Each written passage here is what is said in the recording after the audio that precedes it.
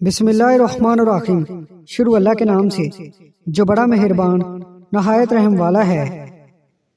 حضرت علی رضی اللہ تعالیٰ عنہ نے ارشاد فرمایا، زندگی میں چاہے کتنی بھی خوشیاں ہوں ہمارے پاس، لیکن ہم تب تک خوش نہیں ہو سکتے جب تک ہمارے ساتھ وہ نہیں جس کے ساتھ ہم خوش ہونا چاہتے ہیں۔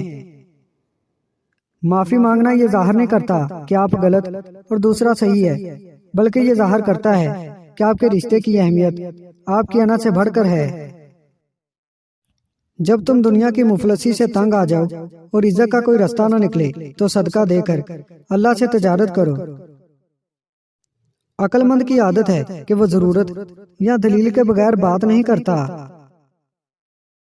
اخلاق وہ چیز ہے جس کی قیمت کچھ نہیں دینا پڑتی، مگر اس سے ہر چیز خریدی جا سکتی ہے۔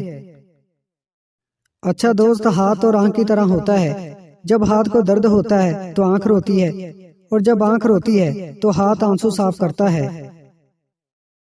جو حق کو چھوڑ کر عزت کا طلبگار ہوتا ہے وہ ذلیل ہو کر رہتا ہے، اور جو حق کے ساتھ دشمنی رکھتا ہے ذلت اس کا ہمیشہ کے لیے مقدر بن جاتی ہے۔ تمہارے دوست تین ہیں اور تین ہی تمہارے دشمن، چنانچہ تمہارے دوست یہ ہیں، تمہارا دوست اور تمہارے دوست کا دوست اور تمہارے دشمن کا دشمن، اور تمہارے دشمن یہ ہیں، تمہارا دشمن اور تمہارے دوست کا دشمن اور تمہارے دشمن کا دوست۔ ہمیں چاہیے کہ اپنی ہر چیز دوست کے لیے قربان کر دیں، پر کسی چیز کے لیے اپنے دوست کو قربان نہیں کرنا۔ جب گناہوں کے باوجود اللہ کی نعمتیں مسلسل تجھے ملتی رہیں تو ہوشیار ہو جانا کہ تیرا حساب قریب اور سخت ترین ہے۔ جن جسموں پر خواہشات کی حکمرانی ہو وہ گناہوں کی قید سے کبھی آزاد نہیں ہو سکتے۔ یہ دنیا ایک مقررہ وقت تک رہے گی اور آخرت ہمیشہ تک۔ جس درخت کی لکڑی نرم ہوگی اس کی شاخیں زیادہ ہوں گی، بس نرم طبیعت اور نرم گفتار بن جاؤ تاکہ تمہارے چاہنے والے زیادہ ہوں۔ سچا دوست وہ ہے جو غائبانہ طور پر تیری خواہی کرے۔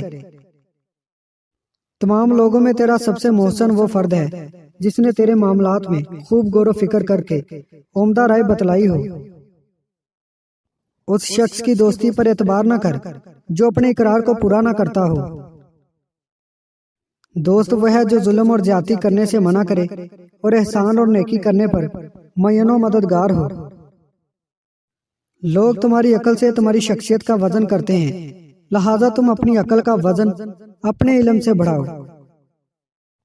ہمیشہ ایسے شخص کو چنا کرو جو آپ کو عزت دے، کیونکہ عزت محبت سے کہیں زیادہ خاص ہوتی ہے۔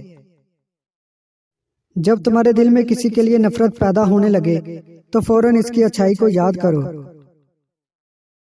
امید کرتا ہوں دوستو آج کی ویڈیو آپ کو پسند آئی ہے۔ ویڈیو پسند آئی ہے اس کو لائک کریں، ہمارے چینل کو سبسکرائب کریں، اور ساتھ ہی ہمارے فیس بک پیج کو لائک کرنا مت بھولیے گا۔ شکریہ۔